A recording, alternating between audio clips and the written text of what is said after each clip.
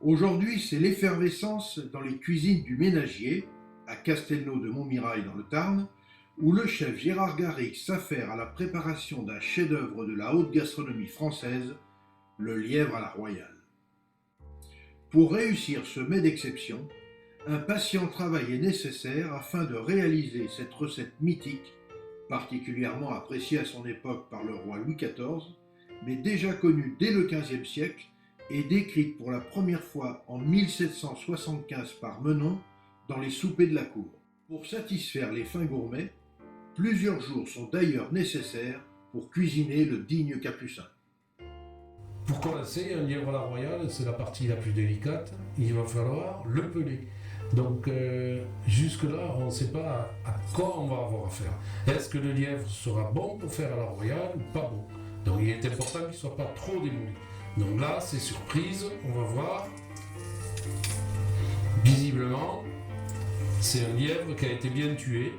Un petit plomb peut-être à l'arrière, mais rien de grave. Il n'est pas très gros, donc il sera tendre, facile à cuire. On est sur une belle prise là. Vous voyez, il se défait assez facilement, donc il n'est pas très nerveux.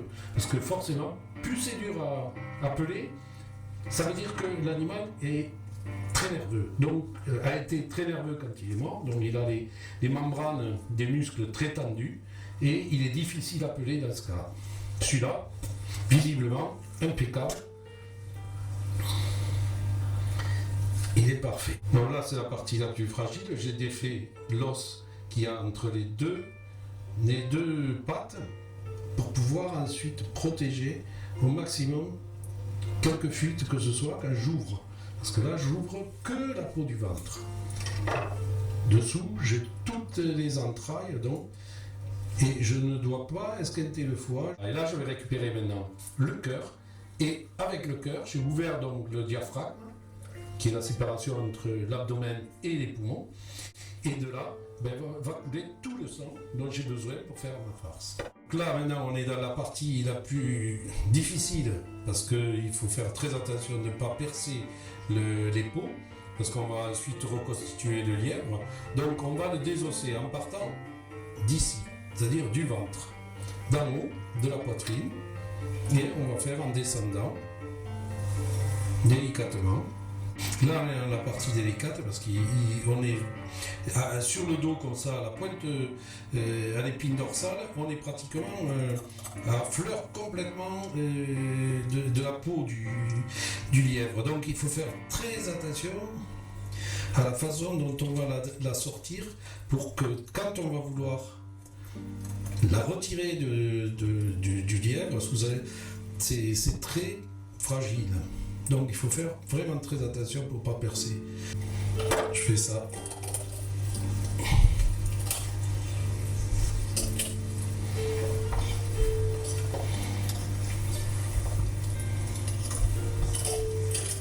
Voilà.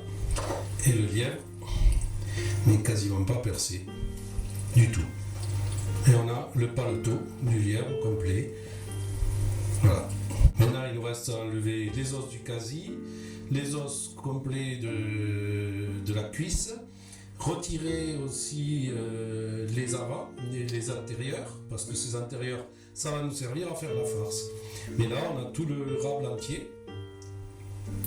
Voilà. Alors ce lièvre, il n'est pas du tout nerveux, mais quand même, pour tout à l'heure, on va légèrement ciseler comme ça, pour faire en sorte que, pour détendre un peu ses membranes. Tout de suite, elle lâche, d'ailleurs, on le voit, clac. Sur les cuisses, on a donc un muscle qui est plus épais, donc j'en ai retiré la moitié, je l'ai ouvert un petit peu pour que ce soit bien plat, et je vais le remettre comme j'ai fait là, ici. Comme ça, le lièvre va revenir jusque là, et on va ensuite le replier, et il n'y aura pas de vide, quoi. Il y aura un endroit où il y a plus de farce. La partie est complètement homogène. Ici, on va ouvrir très légèrement la cuisse aussi, pour que tout vienne ici sur le bord, qu'on ait partout la même largeur de viande. On l'égalise de partout. Il y a encore les cuisses avant et les cuisses arrière à désosser aussi, prêts pour les hacher, pour composer la farce. Et on verra la farce ensuite. Les os, on les garde parce qu'eux, ils vont servir à faire le fond de sauce, notre jus. Et ensuite, ce jus qu'on va lier avec encore du sang, avec le foie, avec les entrailles. Et du foie gras et de la truffe, bien sûr, puisqu'on est sur un lièvre à la royale, dit à la royale, un peu à la périgourdine.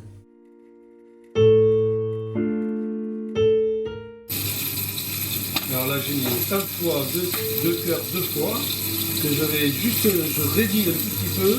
Je mets un peu d'échalote, un peu de persil, un peu d'ail, pour bien les parfumer. Et ça va aller dans la composition maintenant de la farce. Avec un peu de sang frais, bien sûr. La viande a beaucoup de goût, donc il faut que la préparation qu'on va y mettre à l'intérieur soit un peu le pendant de ce goût-là. Donc il ne faut pas hésiter, il faut qu'il y ait de la saveur, on va mettre des épices dans la pâte. Et là, on met un petit peu de jambon. C'est le côté un peu lièvre à la royale du sud, mais on a toujours mis un peu de jambon même dans la poiteline, avec des échalotes, un petit peu d'ail, de persil. On peut bien tuer ça, et ça va venir dans le lièvre. Ça va cuire tout doucement, il va se radoucir un peu, et en même temps, ça va énormément parfumer les chairs. On ne met pas que ça, mais on va voir, hein, tout qu'on met, quand on va faire le mélange.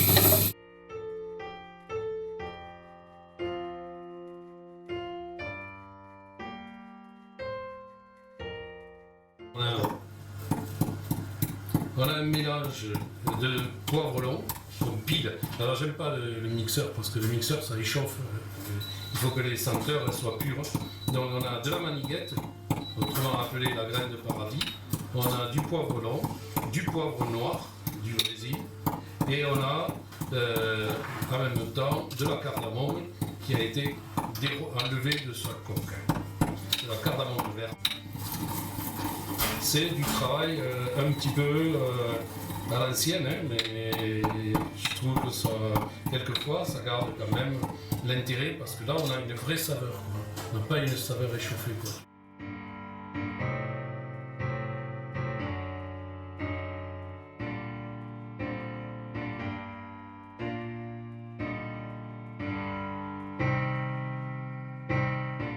Étalé sur une crépine de porc, le paletot du lièvre est tout d'abord poivré, puis salé.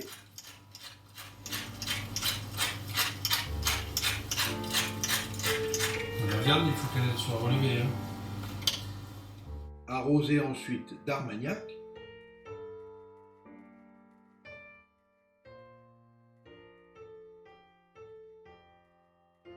Et enfin recouvert de ventrèche de porc noir gascon. Donc maintenant on étale notre farce à l'intérieur, on va la répartir comme il faut sur tous les morceaux. On va recouvrir bien le lard, les cuisses.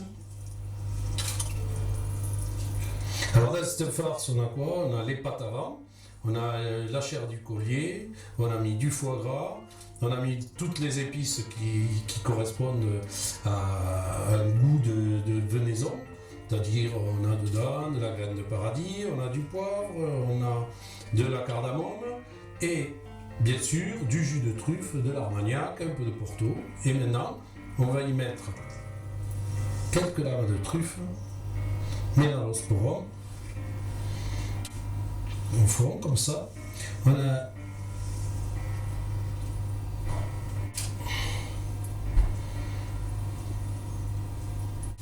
et ensuite, on va y mettre le foie gras. Il faut aller jusqu'au bout parce que sinon, les derniers, ils n'auront pas de truffe. Voilà, ou les premiers. Donc, voilà. Là, on va mettre le foie gras au milieu. Un seul foie mi-cuit. On a pris sur du foie du pays. Là, on en met un beau morceau qu'on met bien dans le milieu, qui soit bien entouré de truffes. On va remettre un tout petit peu de truffes encore sur le...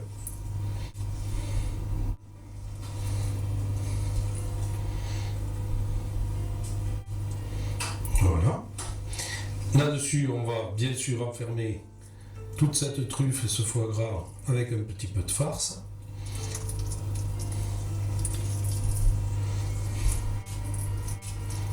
Et puis il faut que le foie gras et la truffe soient juste dans le milieu. Donc voilà, là. T'avais salivé, je trouve. Là on ferme, un double tour pour que rien ne s'échappe.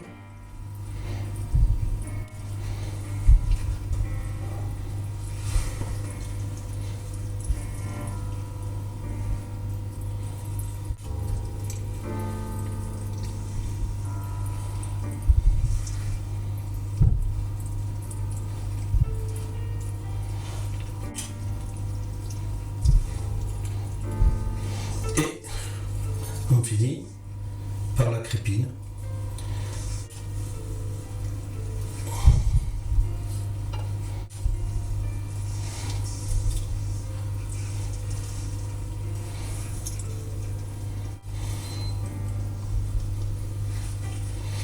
Voilà, notre lièvre est prêt à aller à la cuisson. Et on va le ficeler.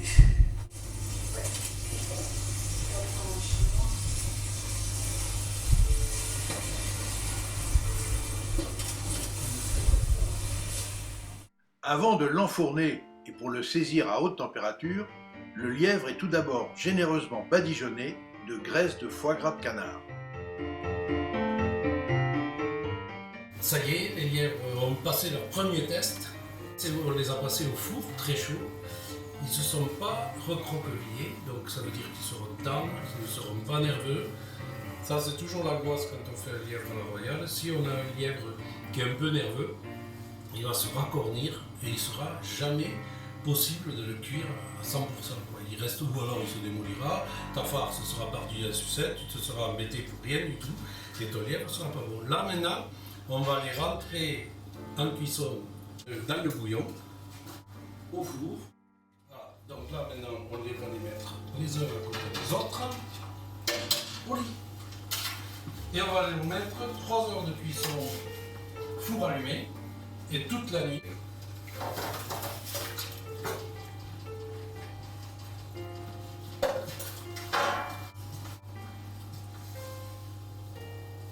Et voilà. On va mettre le couvercle. Et donc, la photo, ça sera la mise au tombeau.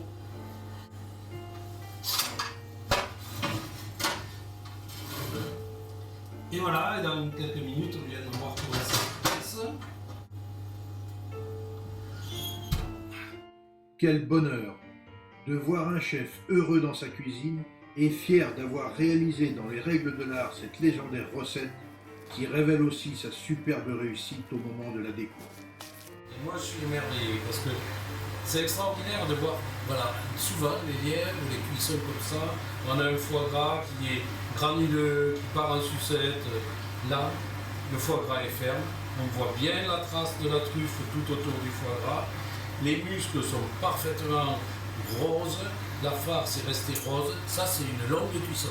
Une cuisson de 10 heures à 85 degrés. Et tout de suite, on voit la différence. C'est une cuisson lente, mais naturelle, dans un four, pas sous vide. Et là, l'odeur, voilà, c'est... Franchement, c'est extraordinaire. De la même manière que Mozart rendrait mélomane un adepte du rap, la sauce du lièvre à la royale révèle aux Béotiens des Papilles des arômes et des goûts qu'ils ne pouvaient soupçonner. Avec sa robe sombre et brillante, dans laquelle le gourmet voit se réfléchir sa propre convoitise, l'alchimie de cette sauce d'anthologie est un modèle du genre qui va nécessiter de longues heures d'un lent mijotage à très petit feu. Mais laissons maintenant la parole au maître des lieux. Nos lièvres ont cuit toute la nuit à 85 degrés. Le jus, bien sûr, il y a eu une osmose entre les lièvres et notre jus. Donc on se retrouve avec ce petit bouillon. Voilà tout ce qui nous reste de notre cuisson de 4 lièvres. Ça a réduit tout ce matin avec de l'échalote, du poivre, du vinaigre, pour que ça prenne beaucoup de saveur. Et en même temps que c'est la petite note d'acidité dont on a besoin sur un gibier. Donc là maintenant on va faire la liaison. La liaison qui elle encore va durer pratiquement 3 à 4 heures où on va mettre les foies qui nous restent, le sang qui nous reste, le cœur qui nous reste, les rognons qui restent. On va les mélanger avec du foie gras mi-cuit pour amener le gras à la sauce.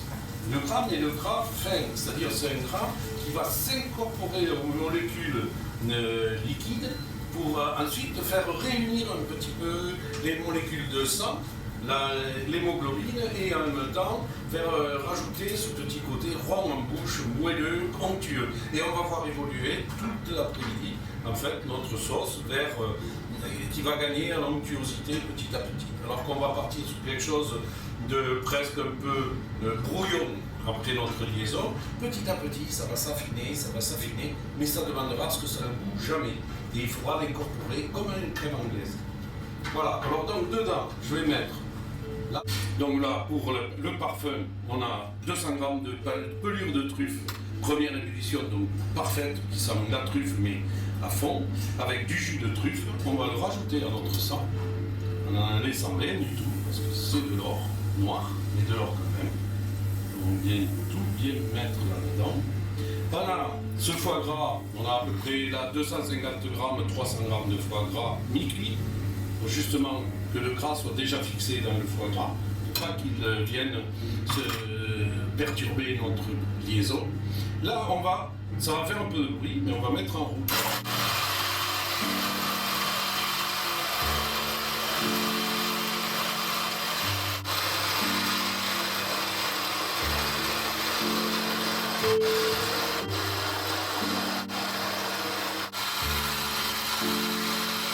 Voilà, ça y est, on a donc mixé, on a incorporé tout le restant de notre fumée à notre mixage d'abat. Donc on est sorti avec une sauce qui était couleur bordeaux, c'est-à-dire couleur sang, et qui petit à petit revient, s'assombrit, se prend sa profondeur un peu. Et là, j'empêche qu'elle ne boue. C'est interdit qu'elle boue. Il faut qu'elle reste à un maximum de 85 degrés, comme une crème anglaise, parce que la liaison au sang ne doit pas bouillir. Et donc là, elle va cuire. On est à cette hauteur. Ce soir, on aura perdu un tiers de la sauce parce qu'elle va s'évaporer petit à petit, se concentrer, se détendre en même temps. Et on va avoir une sauce qui va gagner en onctuosité et surtout en saveur, parce que tout le côté âcre du sang, âcre de tout ce qu'on a pu rajouter, le foie et tout ça, va petit à petit s'incorporer au reste et être complètement homogène. Et on va avoir une sauce pleine de saveur, de profondeur et haute en goût. Dans cette opération, ça s'appelle vanner la sauce. On a laissé que ce qu'il y a de bon dedans, c'est-à-dire son fumée, son goût, sa liaison. Et là, on va mettre la petite fin à la sauce, c'est-à-dire ce miroir de Porto. Qui a, voilà, là, le peu de Porto qu'il y a, il y a 1 litre de Porto qui a été réduit jusqu'à ressembler à un miroir. C'est ça qu'on appelle ça, un miroir de Porto. Ça peut être un miroir de vin rouge. Là, c'est un miroir de Porto qui vient finir d'amener toute la brillance à la sauce. Donc là-dedans, cette sauce, elle est entièrement liée qu'avec les matières naturelles du lièvre. On n'intervient pas dans la sauce de la maïzena, de la fécule, de la farine. Tous les gens qui sont allergiques au gluten, ils peuvent goûter cette sauce.